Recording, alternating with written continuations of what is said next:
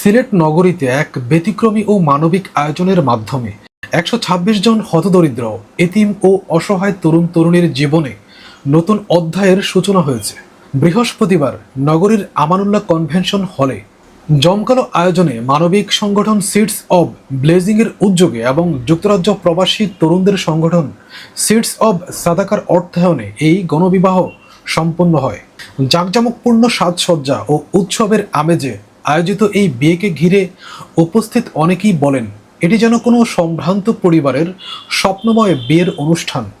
তবে আয়োজকদের মতে এই আয়োজনের মূল লক্ষ্য ছিল সমাজের পিছিয়ে পড়া ও অসহায় মানুষের জীবনকে স্বাভাবিক, আনন্দময় করে তোলা।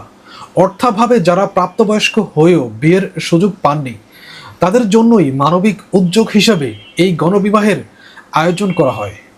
নবদম্পতিদের স্বাবলম্বী জীবন শুরু করতে সহায়তা করতে প্রায় ২ লাখ টাকা মূল্যের ৭৭ ধরনের গৃহস্থালী সামগ্রী উপহার দেওয়া হয়।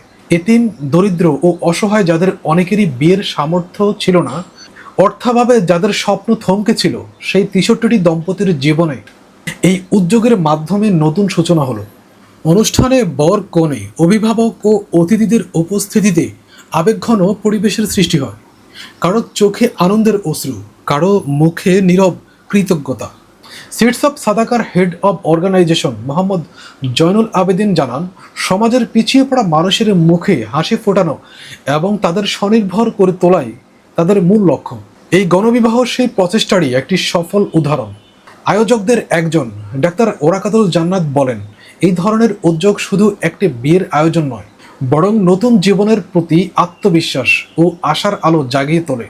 সমাজের সুবিধাবঞ্চিত মানুষের পাশে দাঁড়াতে ভবিষ্যতেও এমন মানবিক উদ্যোগ অব্যাহত থাকবে ইনশাআল্লাহ।